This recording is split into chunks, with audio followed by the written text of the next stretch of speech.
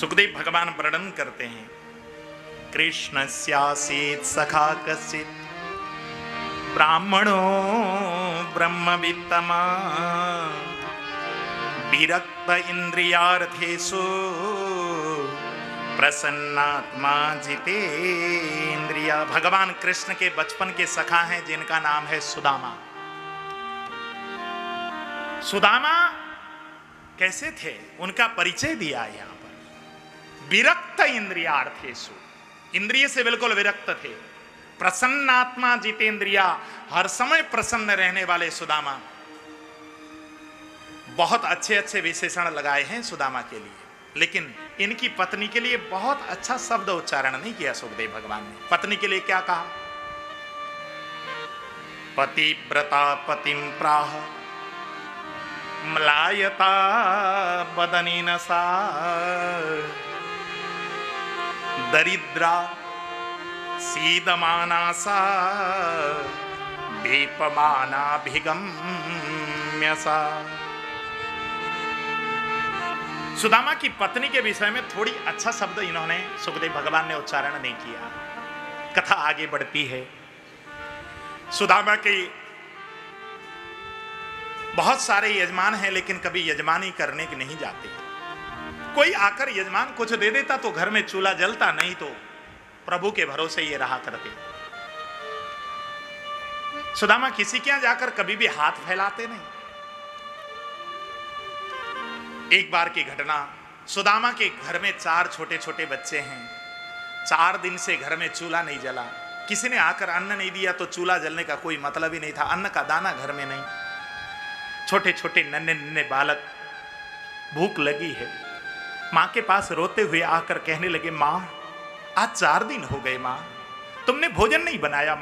मां रसोई में क्यों नहीं जाती? मां रसोई में जाओ ना, मां भोजन बनाओ ना। जब छोटे छोटे बच्चों ने आकर माता सुशीला के सामने रुदन करना प्रारंभ किया, मां सुशीला उन बच्चों को ढांढस बधाती है और कहती है, बेटा थोड़ी देर तुम खेल के आओ, जब खेल के आओगे ना तुम्हारे लिए मैं भोजन तैयार रखूंगी, जाओ बेटा। भेजती है। बच्चे खेलने जाते हैं, भूखा पेट, खेलने में मन नहीं लगता। फिर से लौट कर आते हैं, माँ को उल्हाना देते हैं, माँ अब तक तुम रसोई में नहीं गई, माँ भोजन क्यों नहीं बना रही हो? माँ भोजन बनाओ ना। माँ कैसे उन बच्चों को समझाए कि बेटा घर में अन्न का दाना नहीं है। लेकिन माँ ने कहा, बेटा ऐसा करो तुम थोड़ी देर जाकर सो लो, जब सो के उठोगे ना तुम्हारे लिए भोजन मैं तैयार रखूंगी। इतना कहना था। बच्चे सोने जाने का बहाना करते हैं, जाकर बिस्तर में लेटते हैं। भूखा पेट, नींद नहीं आती, बड़बड़ाते रहते हैं, माँ भूख लग रही है, माँ भूख लग रही है, माँ भूख लग रही है। बच्चों की जब रुदन की आवाज माँ ने रात भर सुना, माँ से रुका नहीं गया। प्रातःकाल सूर्योदय जब हुआ है, ये द्वार से बाहर सूर्य को अर्घ देने के लिए जैसे ही निकली हैं, उसी समय एक ब्राह्मण देवता का आगमन हुआ है। और ब्राह्मण देवता ने आकर द्वार पर भिक्षाम देहि कहा। सुशीला के हाथ से वो सूर्य नारायण को लेकर के चली हुई जो जल का लोटा था वो हाथ से छूट गया, कपकपी छूट गई। घर में बच्चे भूखे हैं, ये ब्राह्मण अतिथि के रूप में आया है, इस ब्राह्मण को क्या दूं, कुछ समझ में नहीं आया। भीतर गई, एक लोटा जल लाकर ब्राह्मण को जैसे ही दिया है, ब्राह्मण समझ गए, सुशीले तेरे घर में अन्न का दाना नहीं है, मुझे मालूम है। सुशीला ऐसा क्यों नहीं करती, अपने पति को एक बार भगवान द्वारकाधीश का एक बार दर्शन करने के लिए भेज दे। एक बार भगवान कृष्ण का दर्शन करके तेरे पति आएंगे ना। मैं बहुत बड़ा ज्योतिषी हूँ, मुझे ऐसा तेरे ललाट के रेखा में दिखाई दे रहा है कि हे देवी तुम्हारे घर में संपत्ति की बरकत हो जाएगी, ऐसी कृपा हो जाएगी ठाकुर की, तेरे घर में संपत्ति अपने आप आ जाएगा। इतना कहना था। सुशीला ने उन ब्राह्मण को प्रणाम किया है। वो ब्राह्मण को विदा मांगकर चले गए। सुशीला वहां से सीधे अपने पति के पास पहुंची है। सुदाम देव संध्या वंदन कर रहे थे। जैसे ही संध्या वंदन पूर्ण हुआ है, सुशीला ने अपने पति को प्रणाम किया। उसके बाद कहा, पतिदेव आपके बचपन के सखा भगवान द्वारकाधीश इस समय द्वारका के महाराज धीराज हैं, आप एक बार उनका दर्शन करने आइए ना। हमारे यहाँ आज प्रातःकाल एक ब्राह्मण देवता आए थे और ब्राह्मण देवता ने आपको वहां दर्शन करने जाने के लिए कहा है, इतना कहना था। सुदाम देव ने नजर उठाकर देखा तो सुशीला के आंखों में भूख दिखाई देने लगी। सुशीले, तुम मुझे भगवान कृष्ण के यहाँ भीख मांगने के लिए भेजना चाहती है? मैं जाकर किसी के यहाँ बिल्कुल हाथ फैलाने के लिए तैयार नहीं हूं, मैं बिल्कुल हाथ फैलाऊंगा नहीं। इतना कहना था। सुशीला बोलने लगी, नहीं नहीं पतिदेव, ये तो उत्तम श्लोक दर्शन तो केवल ये तो परम लाभ का विषय है। आप परमात्मा का दर्शन करने जाइए, ये तो परम लाभ का विषय है। आप एक बार जाइए, वहां जाकर कुछ मांगने की आवश्यकता नहीं। इतना कहना था। अब तो सुदाम देव बोलने लगे, देवी यदि तुम ऐसी कहती हो तो जरूर मैं कृष्ण का दर्शन करने के लिए जरूर जाऊंगा। इतना कहकर सुदाम ने कहा, सुशीले मैं चला तो जाऊं, लेकिन वो कृष्ण जो है ना, मेरा छोटा भाई लगता है। कभी भी भाई बंधु के घर में जाते समय, गुरु के घर में जाते समय, मंदिर में जाते समय, कथा कीर्तन में जाते समय कभी खाली हाथ नहीं जाना चाहिए। यदि मैं कृष्ण को मिलने जाऊं तो वो छोटा भाई को मिलने क्या लेकर जाऊंगा? ले जाने की कोई वस्तु नहीं है। इतना कहना था। सुशीला बोलने लगी, पतिदेव आप जाने को यदि तैयार हैं तो आपको ले जाने की वस्तु का मैं प्रबंध करती हूँ। इतना कहकर सुशीला अपनी पड़ोस में गई है, सखियों के घर में। 4 मुट्ठी चावल 4 घर से मांग करके लेकर के आई है। फटी साड़ी में उस चावल के 4 मुट्ठी चावल को पोटली बनाकर जैसे ही सुदाम देव को वो पोटली दी है, सुदाम देव ने अपने बगल में दबाकर उस पोटली को जैसे ही अपने घर से निकलकर जैसे ही कृष्ण के दरबार की ओर चले हैं, सुदाम देव की जो हालत है, न तो पैर में कोई चप्पल है, न सिर में कोई पगड़ी है, शरीर बिल्कुल, बदन बिल्कुल नंगा है। केवल एक फटी हुई धोती उन्होंने लपेट रखी है और हाथ में एक डंडा पकड़ रखा है, एक हाथ में लोटा पकड़ रखा है, टूटा हुआ लोटा। और इसी हालत में जैसे ही कृष्ण का नाम उच्चारण करते करते सुदाम देव अपने घर से कदम को बाहर रखते हैं, उसी समय सुशीला जहां तक सुदाम देव जाते हुए दिखाई देते हैं वहां तक तो एक टक लगाकर देखती रही। जैसे ही दिखना बंद हुआ, भीतर पूजा घर में जाकर सुशीला ने भगवान को पुकारना प्रारंभ कर दिया, भगवान मेरे पति आपके दर की ओर चल पड़े, मेरे पति आपके दर तक पहुंच नहीं पाएंगे। भगवान आप मेरे पति को आप अपने दर तक पहुंचाने की कृपा करें। इतना जब निवेदन किया है, सुदाम देव उधर चलते चलते वन के झाड़ियों में पहुंच गई और वन में जाकर जब भटके हैं सुदाम देव, उस समय जब ये अत्यंत झाड़ियों में उलझ गए, कांटों में कांटे अनेक प्रकार के इनके शरीर पर जब चुभने लगे, उस समय सुदाम देव ने वहीं पर खड़े होकर मेरे गोविंद को पुकार करना प्रारंभ कर दिया। है गोविंद, मैंने अपने जीवन की डोर तेरे ऊपर समर्पित कर दी है। गोविंद मेरे ऊपर कृपा इनायत करो। इतना कहकर सुदाम देव वहीं से गोविंद को पुकारना प्रारंभ कर देते हैं। जीवन की डोर तुमसे बांधी है सांवरे, जीवन की डोर तुमसे बांधी है सांवरे, दर्शन की भीख दे दो, दर्शन की भीख दे दो, नैना है बाबुरे, जीवन की डोर तुमसे बांधी है सांवरे, बांधी है सांवरे।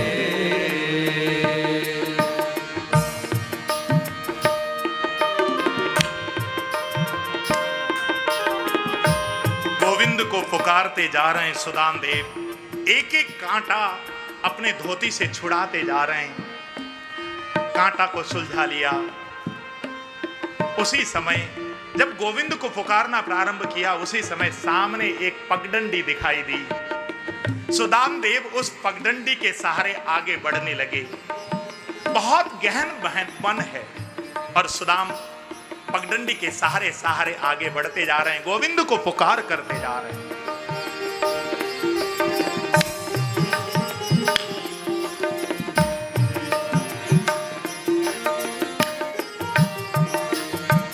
तेरी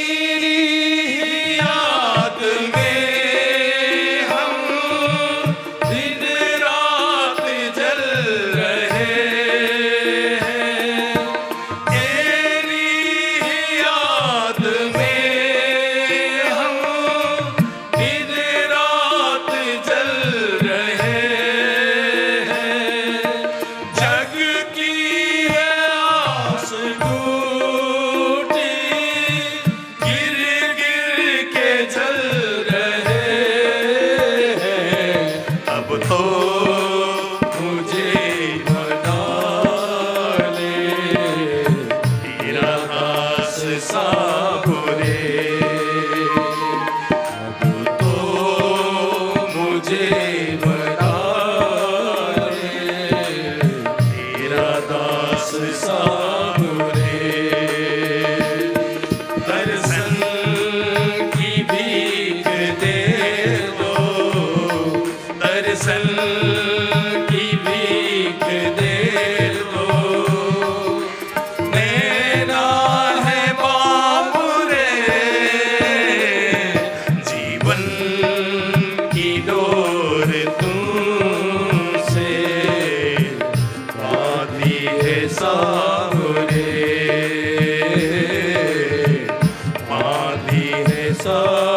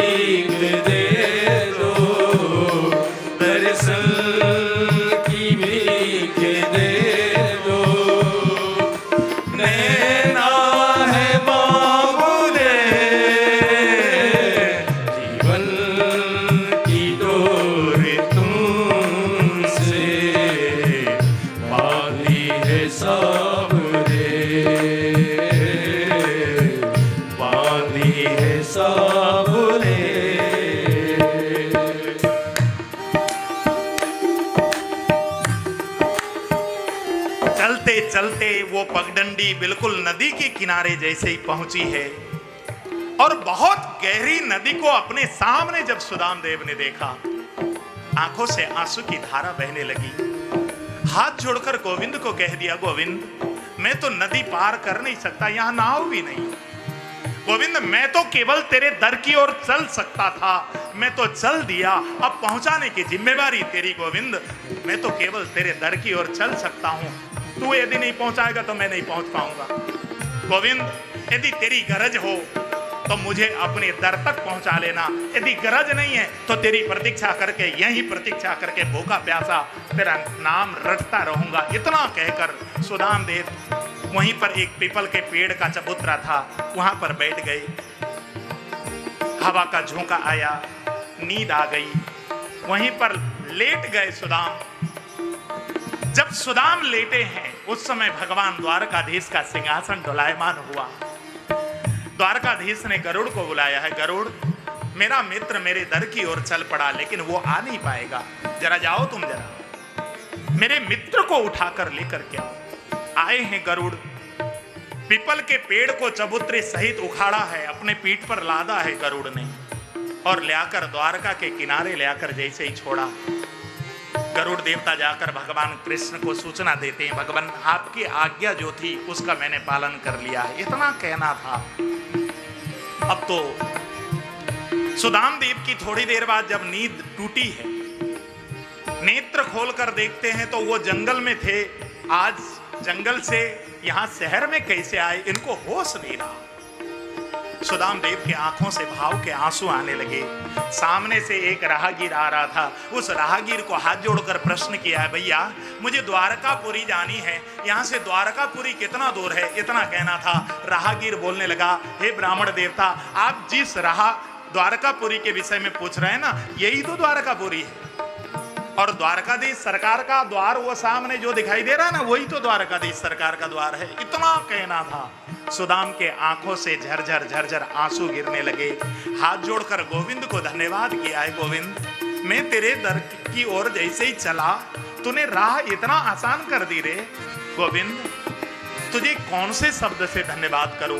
सुदाम देव आंखों से झरझर झरझर आंसू गिराकर उस द्वार की ओर, जो द्वारकाधीश सरकार का जो द्वार है, उसकी ओर आगे बढ़ते जा रहे हैं और गोविंद का नाम पुकारते हुए जा रहे हैं। तेरे सिवा नहीं है मेरा दूसरा सहारा, तेरे सिवा नहीं है मेरा दूसरा सहारा।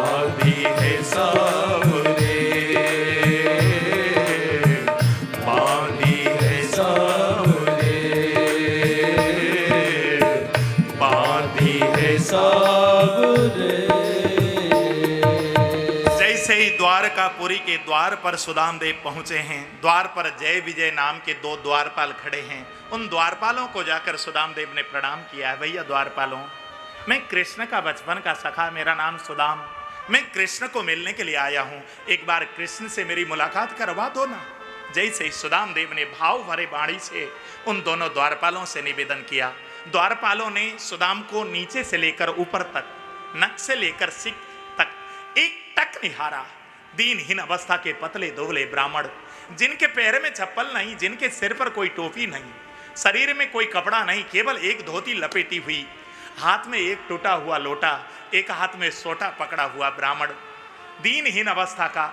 ये भगवान मिलकर केवल कुछ न कुछ संपत्ति तो मांगेगा, कुछ अन्न की याचना करेगा, ऐसा सोचकर दोनों द्वारपाल ने सुदाम को हाथ जोड़कर कहा, ब्राह्मण देवता, हमारे द्वारकाधीश सरकार ने हमको आदेश दे रखा है, कोई भी द्वार पर याचक जाचक दीन दुखी ब्राह्मण कोई भी आकर कुछ भी मांगे, यहाँ तक कि द्वारकापुरी भी मांगे, तो मुझसे पूछने की आवश्यकता नहीं। उसके मांगे अनुसार जो कुछ ब्राह्मण आकर मांग लेता है, दीन दुखी मांगता है, उसको तुम ही दे देना, मुझसे पूछने की आवश्यकता नहीं, ऐसा हमको कह रखा है। इसलिए आप जो भगवान से मांगना चाहते हो ना, वो हमसे ही मांग लो, हम ही आपको देने के लिए तैयार हैं। इतना कहना था। सुदाम के आंखों से झरझर झरझर आंसू गिरने लगे। हाथ जोड़कर द्वारपालों के सामने कह दिया, अरे द्वारपालों, मैं कुछ भी मांगने के लिए नहीं आया हूं। यदि आप मिलवा नहीं सकते तो कोई बात नहीं, मैं इसी द्वार के किनारे कहीं एक जगह बैठ लूंगा। कभी ना कभी मेरा कन्हैया कहीं किसी काम से जब द्वार से बाहर निकलेगा ना, मैं तभी दर्शन करके अपने मन को बिल्कुल संतुष्ट कर लूंगा। आप कष्ट मत करो। इतना कहना था। भगवान कृष्ण के दोनों द्वारपाल, मन में उनके लगा कि नहीं नहीं, ये कुछ मांगने के लिए आया हुआ जैसा नहीं लगता, ये तो भगवान का कोई बचपन का सखा जैसा लगता है।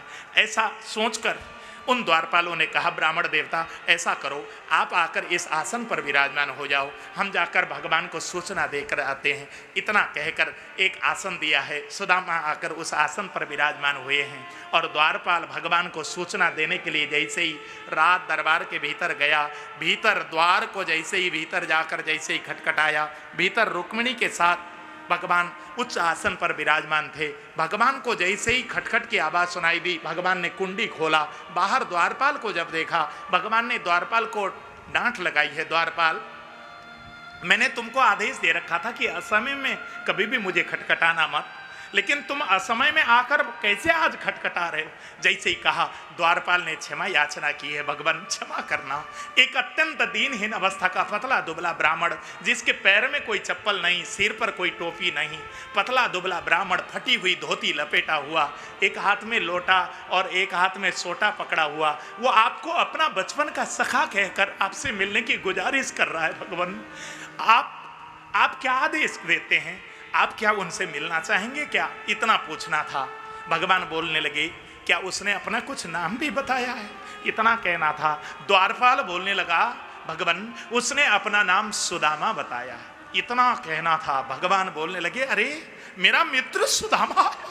भगवान तो बिल्कुल भाव विभलित हो गए, उच्च आसन पर बैठे हुए थे।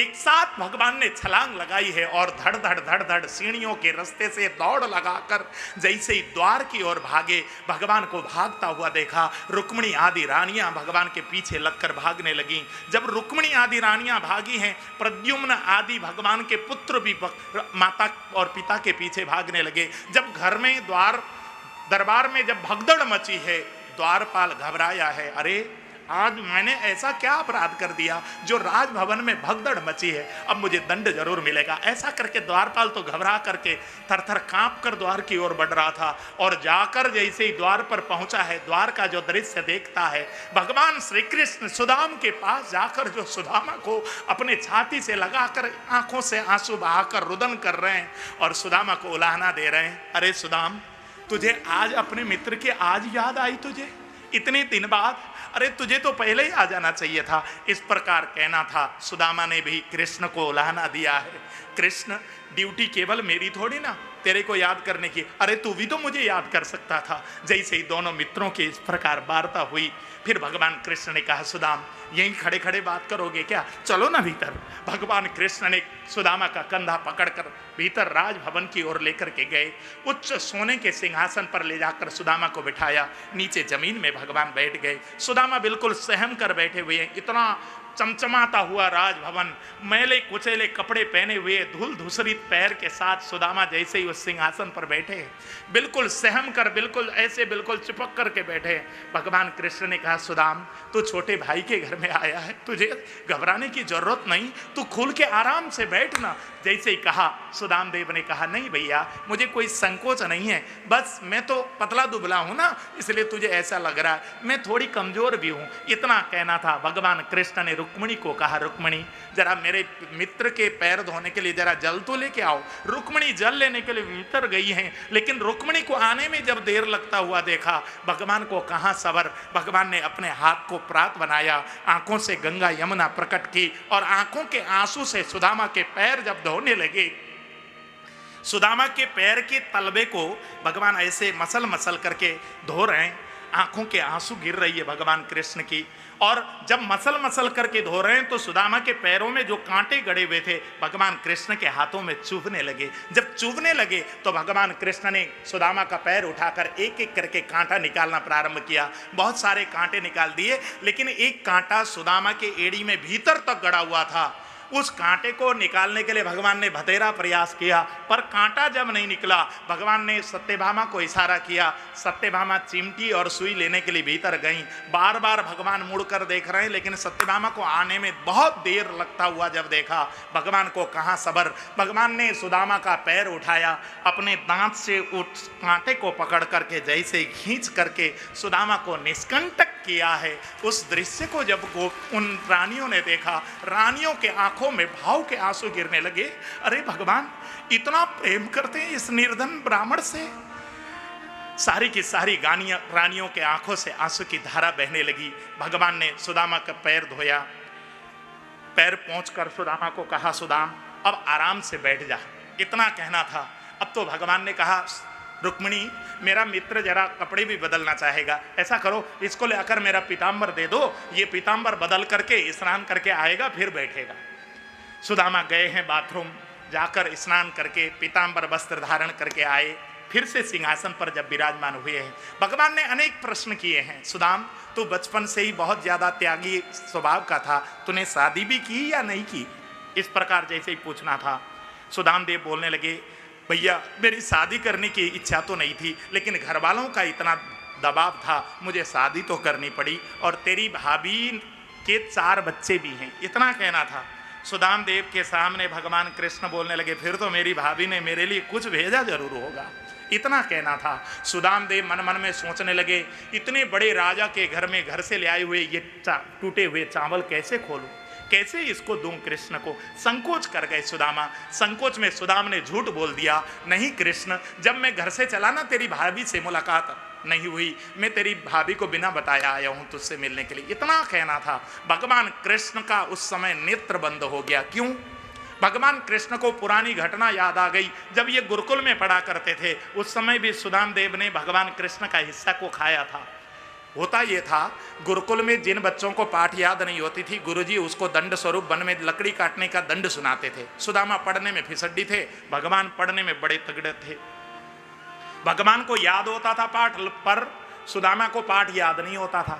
एक दिन की बात, सुदामा को पाठ याद नहीं हुआ, गुरुजी ने लकड़ी काटने का दंड सुनाया, तो भगवान कृष्ण ने भी पाठ याद न होने का बहाना किया। जब ये वन में लकड़ी काटने जाने लगे, गुरु माँ ने आवाज लगाई, अरे कृष्ण, अरे सुदामा इधर आओ जरा। गुरु माँ ने जब बुलाया, ये दोनों ने जाकर गुरु माँ के चरण छुए। गुरु माँ ने प्रश्न पूछा, बेटा तुम वन में जाकर लकड़ी काटने जाते हो तो भूख तो लगती होगी ना। भगवान कृष्ण के आंखों में आंसू आ गए, सुदामा के भी आंखों में आंसू आ गए। गुरु माँ से हाथ जोड़कर बोलने लगे, गुरु माँ भूख तो लगती है, लेकिन खाने की वस्तु अपने पास कुछ नहीं होती, इसलिए हम तो बस केवल घूंट पीकर आ जाते हैं, इतना कहना था। गुरु माँ ने कहा, बेटा ये देखो वो सामने जो है ना चने की पोटली लटकी है, उस चने की पोटली को लेकर जाओ और जब भूख लगे ना दोनों मिल बांट के खा लेना, इतना कहना था। सुदामा गए, चने की पोटली को उठाया, कंधे पर लटकाया, और ये दोनों के दोनों जब लकड़ी काटने को गए, भगवान कृष्ण वन में जाने के बाद पेड़ पर चढ़ गए, लकड़ी तोड़ तोड़ करके नीचे गिराने लगे। सुदामा गट्ठर बनाने लगे। जैसे ही गट्ठर बनाया, गट्ठर बना रहे थे सुदामा, उस समय सुदामा ने चने अकेले खा गए, भगवान कृष्ण के लिए नहीं रखा। और जब भगवान कृष्ण नीचे उतरे और भगवान कृष्ण ने कहा, सुदाम वो जो गुरु माँ ने चने दिए थे वो निकालना, भूख लगी है खा लेते हैं, इतना कहना था। सुदाम देव ने उस समय झूठ बोल दिया था, हे कृष्ण वो चने रास्ते में पता नहीं कहाँ मेरी ये गमछे की गांठ खुल गई और कहाँ बिखर गए, मुझे नहीं मालूम, न तेरे पेट में न मेरे पेट में। उस समय जब सुदाम ने झूठ बोला था तो उस समय भी भगवान के नेत्र बंद हो गए थे। उस समय नेत्र बंद इसलिए बंद हो गए थे, सुदाम आज तूने मेरे हिस्से का चना खाया है, अब तुझे जीवन भर भूखों मरना पड़ेगा। उस समय तो ये सोचने के लिए भगवान कृष्ण के नेत्र बंद हुए थे, और आज नेत्र बंद इसलिए हो रहे हैं, भगवान कृष्ण सोच रहे हैं उस समय तूने एक भूल की थी तो जीवन भर तुझे दरिद्रता का सामना करना पड़ रहा है हे सुदामा, और आज भी तू वही भूल दोहरा रहा है। नहीं नहीं सुदामा, अब तूने बहुत कष्ट भोग लिए, अब तुझे मैं वो भोगने देना नहीं चाहता। ऐसा सोचकर भगवान श्री कृष्ण ने नेत्र बंद किए हैं। और भगवान कृष्ण तो बड़े कौतुकी हैं, नेत्र खोलकर बोलने लगे, सुदाम तो इस प्रकार सहम कर बिल्कुल कोने में चुपक कर क्यों बैठा है, थोड़ी खुल के तो बैठ। जैसे कि कहा, सुदामा ने कहा, कृष्ण रास्ते में आते समय एक जगह रपटन थी, वहाँ मेरा पैर फिसल गया था, जब मैं गिरा ना यहाँ हाथ में मोच सी आ गई है, यहाँ दर्द है ना, इसलिए मैं कंधे का सहारा लगा के यहाँ पर तेरे कुर्सी में आराम से बैठा हुआ हूँ, इतना कहना था। भगवान को तो बहाना मिल गया। भगवान ने कहा, अच्छा तेरे मोच आ गई है हाथ में, लिया जरा मैं मालिश कर देता हूँ। इतना कहकर भगवान ने सुदाम का हाथ को जोर से झटका जैसे ही दिया, सुदाम ने बगल में जो पोटली दबा रखी थी वो पोटली जैसे ही नीचे गिरी है। उस पोटली को खोलकर भगवान ने एक मुट्ठी जैसे ही उसमें से एक फंकी मारी, और दूसरी मुट्ठी खाने के लिए जैसे ही तैयार थे, वहीं पर खड़ी थी रुक्मिणी। रुक्मिणी ने आकर भगवान का हाथ पकड़ लिया। क्यों? ये रुक्मिणी लक्ष्मी की अवतार हैं। भगवान ने एक मुट्ठी चावल में ही सुदामा के घर में इतने संपत्ति भेज दी थी, भगवान के द्वारा लक्ष्मी का भंडार ही खाली कर दिया था। यदि भगवान दूसरी मुट्ठी चावल सुदामा के खाते तो लक्ष्मी को वहां पर दासी बनकर जाना पड़ता। इस भय से रुक्मिणी ने भगवान का हाथ पकड़ा, बहाना करते हुए कहा, भगवान ये ब्राह्मण के द्वारा ले आया हुआ प्रसाद क्या अकेले आप खा जाएंगे? हम सबको भी तो प्रसाद के रूप में मिलना चाहिए। इतना कहकर रुक्मिणी उस चावल को छीनकर और रानियों को बांटने लगी। सुखदेव भगवान परीक्षित महाराज के समक्ष वर्णन करते हुए बोलने लगे, इस प्रकार भगवान की सुदामा के साथ अनेक प्रकार की मित्रता की वार्ता होने लगी। अनेक प्रश्न पूछे हैं भगवान ने, कुरेद कुरेद कर पूछ रहे हैं। इतने में भगवान ने कहा, रुक्मिणी मित्र को भूख लगी होगी, जरा तुम भोग की थाली तो लेकर आओ। 56 भोग की थाली सजाकर जैसे ही रुक्मिणी लेकर आई और सुदामा के सामने रखा है, सुदामा ने 56 भोग की थाली को जैसे ही देखा, इनको ने भोजन की थाली देखते ही इनके नेत्र बंद हो गए। क्यों? इनके घर में बच्चे 4 दिन से भूखे हैं। सुदामा के सामने आकर बच्चे रोते हुए बोलने लगे, बाबा। सुदामा को ऐसा लगता है कि बच्चे उनके सामने आकर रो रहे हैं, बाबा हमको दिए बिना आप 56 भोग खा लेंगे? हमने 4 दिन से कुछ नहीं खाया। बच्चों की रुदन की किलकारी इनके मन मस्तिष्क में जब गूंजने लगी, सुदामा ने भोजन की थाली को सरकाया है। कृष्ण से कहा, कृष्ण मैं तो तुमको कहना भूल गया कि आज तो मेरा व्रत है। जैसे ही ये बात भगवान श्री कृष्ण के सामने कहा और भोजन की थाली को सरकाया, भगवान कृष्ण को भाभी का संदेश दिया है, हे कृष्ण तेरी भाभी ने तेरे लिए एक संदेश कहने के लिए जरूर कहा था।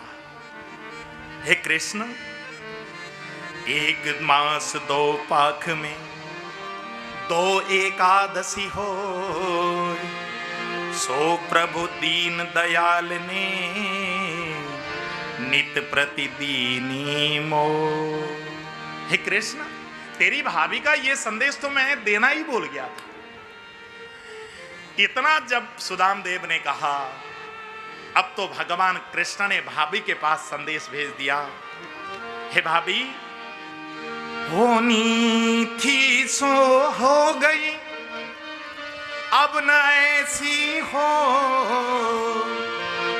भाभी तेरे भवन में नित्य द्वादशी हो। भाभी के पास संदेश भेज दिया, वहां संपत्ति भेज दी भगवान ने। सुखदेव भगवान परीक्षित महाराज के समक्ष वर्णन करते हुए, बहुत देर तक प्रेम की वार्ता होती रही इन दोनों की। जब बहुत देर तक प्रेम की वार्ता हो रही है, भगवान कृष्ण तो कौतुकी है, रुक्मिणी से कहा, रुक्मिणी मेरे मित्र की जो धोती थी वो धुलकर प्रेस होकर ड्राई क्लीन से आ गई हो, ऐसा करो मेरे मित्र की धोती इसको लौटा दो और इसको जो पीतांबर पहनने को दिया था ना वो इससे ले लो। इतना जब कहा, सुदाम तो मन मन में सोच रहे थे ये कृष्ण से लेन देन की कोई बात तो हो नहीं रही है, यदि ये कुछ भी नहीं देगा तो भी ये पीतांबर ले आकर बेच दूंगा तो इसी से मेरे बच्चों का खर्चा निकल जाएगा, ऐसा मन में सोच रहे थे। इतने में भगवान ने ये जब लीला की, सुदाम के नेत्र बंद हो गए। मन मन में सोचने लगे, कोई बात नहीं कृष्ण तू इतना कंजूस है मुझे मालूम नहीं, कोई बात नहीं, तेरी अमीरी तेरे साथ और मेरी गरीबी मेरे साथ, कोई बात नहीं कृष्ण। ऐसा मन मन में सोचकर सुदामा ने जाकर अपना कपड़ा बदला और विदा मांगकर जैसे ही जाने को तैयार हुए, द्वार तक छोड़ने के लिए सुदामा को भगवान कृष्ण गए हैं और जैसे ही द्वार पर पहुंचे, सुदामा ने विदा मांग करके जब आगे की ओर बढ़े, भगवान कृष्ण मन मन में सोच रहे हैं कि सुदामा ने मुझसे कुछ नहीं मांगा और सुदाम मन मन में सोच रहे हैं कि ये अपने आप देता तो मैं ले लेता, मैं मांग करके तो किसी हालत में नहीं लेता। इतने में सुदामा ने पीछे मुड़कर देखा, भगवान कृष्ण के आंखों से आंसू की धारा बह रही थी। इतने में सुदामा दौड़ करके पीछे मुड़कर फिर से दौड़कर आए, कृष्ण के सामने खड़े हुए और बोलने लगे, कृष्ण तुझसे मैं कुछ मांगना चाहता हूं, देगा? इतना कहना था। भगवान कृष्ण मन मन में सोचने लगे, आखिर तुझे मांगना तो पड़ा, पहले ही मांग लेता, तेरा क्या बिगड़ता। ऐसा मन मन में सोचकर भगवान श्री कृष्ण बोलने लगे, सुदाम क्या मांगना है, मांगना तू। जैसे ही कहा भगवान कृष्ण ने, सुदाम देव बोलने लगे, कृष्ण तेरा मैं बड़ा भाई हूं ना? हाँ हाँ तू मेरा बड़ा भाई है, बड़ा भाई बाप समान होता है ना, भाई बाप समान होता है। सुदाम देव ने फिर से पूछा, कृष्ण तेरा मैं बड़ा भाई हूं ना? हाँ हाँ तू मेरा बड़ा भाई है भैया, और बड़ा भाई बाप समान होता है। हाँ हाँ बाप समान नहीं, तू मेरे नंद बाबा के बिल्कुल बराबर का है भैया, बता तू क्या कहना चाहता है। इतना कहना था। सुदाम ने भगवान कृष्ण का अपने हाथ में लिया, कृष्ण का हाथ अपने हाथ में लेकर दूसरे हाथ से दबाया और कहा, कृष्ण तेरे बड़े भाई होने के नाते, तेरे पिता समान होने के नाते मैं तुझसे जो मांगूंगा देगा ना। भगवान कृष्ण बोलने लगे, मित्र मांग के तो देख भैया, तू जो मांगेगा मैं देने के लिए तैयार हूं। इतना कहना था। सुदाम देव बोलने लगे, कृष्ण यदि तू मुझे देना चाहता है तो तेरे बड़े भाई होने के नाते, तेरे पिता समान बड़ा भाई होने के नाते मैं तुझसे केवल ये मांगता हूं, कृष्ण मैंने सुना है तू दानवों से बहुत ज्यादा युद्ध करता है, रोज के रोज तू लड़ाई करने जाता है। तेरा बड़ा भाई आज तुझसे ये मांग करता है कि तू आज के बाद कभी भी किसी से युद्ध नहीं करेगा, किसी का भी वध नहीं करेगा, बोल तू मुझे वचन दे। इतना कहना था। भगवान कृष्ण सुदाम के चरणों पर धड़ाम से गिर पड़े, रोने लगे, फूट फूट करके रोए। सुदाम तू मेरे से मांगने पर भी मुझे ही दे के जा रहा है, तेरे से अमीर ये संसार में कौन होगा। भगवान फूट पड़े, रो पड़े, और भगवान को रोता छोड़कर सुदाम देव वहां से जैसे ही सुदामपुरी के लिए प्रस्थान करते हैं, भगवान वहीं द्वार पर आसन लगाकर ध्यान दृष्टि से देखने लगे। इतना त्यागी सुदामा, इससे ये भूल कैसे हो गई थी, गुरुकुल में मेरे भाग का चना ये कैसे खा गया था। भगवान ध्यान दृष्टि से जब देखने लगे तो भगवान ने वो दृश्य, मैंने साधुओं के संतों के मुख से सुना है, भगवान कृष्ण को वो दृश्य दिखाई देने लगा। एक भगवान की भक्त थी, वो भक्त घर में कोई था नहीं, लड्डू गोपाल भगवान की सेवा किया करती थी। तो वो भक्त ठाकुर को भोग लगाने के लिए चने को भिगाकर उसने रखा हुआ था एक पोटली बांधकर। उस दिन उस भक्त के घर में डकैती डल गई, चोरों ने आकर सभी सामान को चुरा करके और साथ में चने भी चुरा कर ले गई। जब उस भक्त के घर से चने चुरा कर लेकर के गए तो चोर लोग जब चोरी करते हैं तो चोरी करने के बाद वहां से जब चोरी करके चोरी का सामान जब लेकर के जाते हैं तो किसी बगीचे में किसी ऐसी जगह पर बैठकर वो बंटवारा करते हैं। तो बंटवारा जब करने लगे तो ये चने की पोटली जब मिली तो चोर बोलने लगे कि भैया ये चने की पोटली क्या करेंगे, इसको यहीं छोड़ देते हैं, पक्षी खा लेंगे। तो उन चोरों ने उस चने की पोटली को वहीं छोड़ा। प्रातःकाल का जब सूर्योदय हुआ, वो मैया जब उठी, घर में सारा के सारा कोई वस्तु नहीं मिला। उस मैया को लगा कि मेरे घर में आज चोरी हो गई है। तो उस मैया ने और कुछ भी नहीं देखा, ठाकुर को लगाने वाला भोग की वस्तु देखी, भोग की चने उसने खुटी पर टांग रखी थी, वहां पर चने जब नहीं देखे तो वो मैया बहुत दुखी हुई और मन मन में विचार करके आज मैं ठाकुर को भोग कैसे लगाऊंगी। जिसने भी मेरे चने ले गए हैं और जो भी उस चने को खाएगा वो जीवन भर दरिद्र रहेगा, ऐसा उस मैया ने श्राप दिया। जब श्राप दिया, ये सुदाम देव बड़े ज्ञानी थे, इनको किसी भी वस्तु का स्पर्श होता था तो उसका वर्तमान भूत और भविष्य त्रिकाल दृष्टि थे, वो बड़े बड़े ज्योतिषी के ज्ञाता थे सुदाम। जैसे ही उन्होंने चने की पोटली गुरु माता ने जब नाश्ते के लिए दिया तो वो चने की पोटली लेकर के जब चले तो हुआ क्या था कि प्रातःकाल जब गुरु माता बगीचे में फूल तोड़ने के लिए गई थी तो फूल तोड़ते तोड़ते चने की पोटली जब दिखी तो गुरु माता ने ले आकर अपने खूंटी में टांग दिया था। जब सुदामा और कृष्ण वन को जा रहे थे तो उस समय गुरु माता ने उन दोनों को कहा कि तुम ये चने की पोटली ले जाकर के नाश्ता कर लेना। तो वो दोनों के दोनों लेकर के चले थे। भगवान श्री कृष्ण के हाथ में तो वो चने आए ही नहीं थे। सुदामा ने जैसे हाथ से स्पर्श किया तो सुदामा को एहसास हो गया ये चने तो शापित चने हैं, यदि ये चने भगवान कृष्ण पाएंगे, भगवान कृष्ण तो जगत के ये रक्षक हैं, ये जगत का पालनहार हैं, यदि भगवान कृष्ण यदि ये चने खाएंगे तो जगत सारा के सारा संसार दरिद्र हो जाएगा। यदि ये चने को भगवान कृष्ण को दिए बिना केवल मैं अकेले खाता हूं तो केवल मैं ही तो दरिद्र बनूंगा, संसार तो दरिद्र नहीं बनेगा। ऐसा सोचकर सुदामा ने मन में विचार किया कि ये चने कृष्ण को दिए बिना मैं अकेले खा जाऊंगा। और सुदामा ने इसलिए वो चने भगवान को दरिद्र बनने से बचाने के लिए वो सुदामा ने वो चने अकेले खा गए थे। मैं जीवन भर दरिद्र बन जाऊं कोई बात नहीं, ये झेल लूंगा, लेकिन कृष्ण यदि दरिद्र बनेगा तो कृष्ण के साथ साथ ये संसार को भी दरिद्रता का जीवन यापन करना पड़ेगा। ऐसा सोचकर सुदामा ने कृष्ण को और संसार को बचाने के लिए इतना बड़ा त्याग किया था। उन्होंने नहीं बताया था भगवान कृष्ण को कि वो चने शापित थे। आज भगवान कृष्ण ने जब ध्यान दृष्टि से ये दृश्य देखा, भगवान कृष्ण के आंखों से आंसू की धारा बहने लगी, अपने आप को धिक्कार करने लगे। अरे मैंने एक भक्त का इतना बड़ा अपमान किया, वो जीवन भर वो मेरे कारण से भूखा रहा। भगवान श्री कृष्ण रुक्मिणी को लेकर यहाँ से प्रस्थान करते हैं सुदामा के घर के लिए।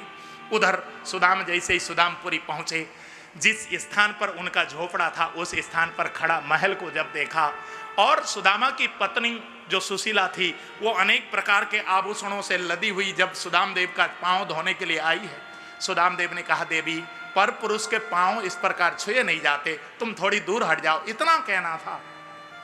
सुदाम देव के सामने सुशीला ने अपना घूंघट उठाया। पतिदेव, मैं परपुरुष के पैर धोने के लिए नहीं आई हूं, मैं तो अपने पति का पैर धोने के लिए आई हूं। इतना कहकर जब अपने पति का पैर धोया है सुशीला ने, सुदाम देव ने प्रश्न किया, सुशीले तेरे ये ठाट कैसे? सुशीला बोलने लगी, पतिदेव आप जब भगवान का दर्शन करने के लिए द्वारका गए ना, भगवान की ऐसी कृपा हमारे ऊपर हुई।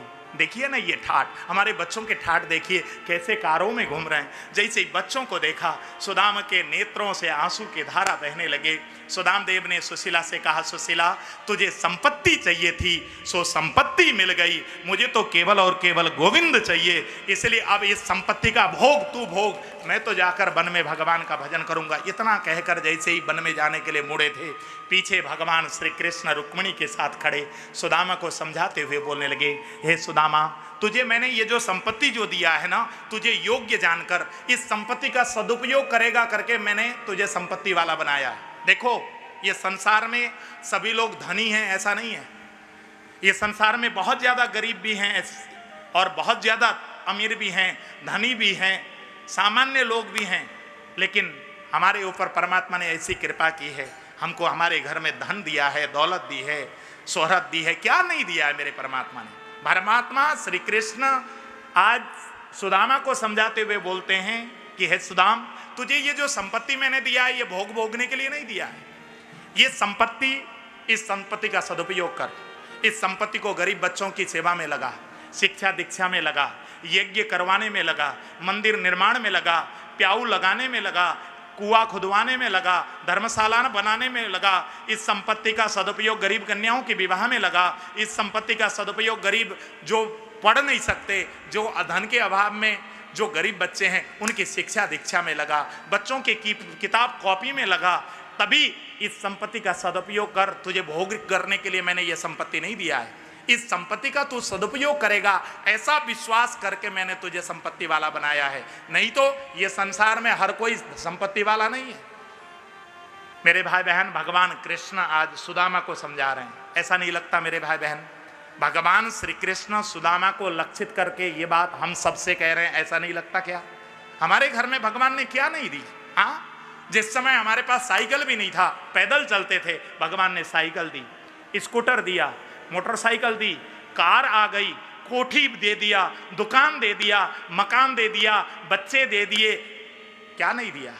फैक्ट्री लग गई, सब कुछ भगवान ने हमारे ऊपर इतनी कृपा की, और हम उस संपत्ति का यदि सदुपयोग नहीं करेंगे मेरे भाई बहन, उस संपत्ति को सामाजिक क्षेत्र में नहीं लगाएंगे, धर्म के कामों में नहीं लगाएंगे, मंदिर बनाने में नहीं लगाएंगे, भागवत कथा कराने में नहीं लगाएंगे, कीर्तन कराने में नहीं लगाएंगे, तो फिर भगवान अगले जन्म में सोचेगा कि भैया ये तो संपत्ति का सदुपयोग करने जानता ही नहीं है, ये तो केवल भोग करता है, इसको जरूरत नहीं है, इसको तो केवल बस 2 जून की रोटी तक की नसीब कर दो, फिर भगवान उस समय नहीं देगा। इसलिए अपने संपत्ति का सत्कर्मों में सदुपयोग जरूर करना चाहिए मेरे भाई बहन। भगवान श्री कृष्ण ने जब कहा, सुदाम ने कहा, कृष्ण तेरी यदि ऐसी आज्ञा है तो मैं इसी घर में रहकर भजन करूंगा, संपत्ति का सदुपयोग करूंगा, इस प्रकार भगवान कृष्ण को आश्वासन देते हैं।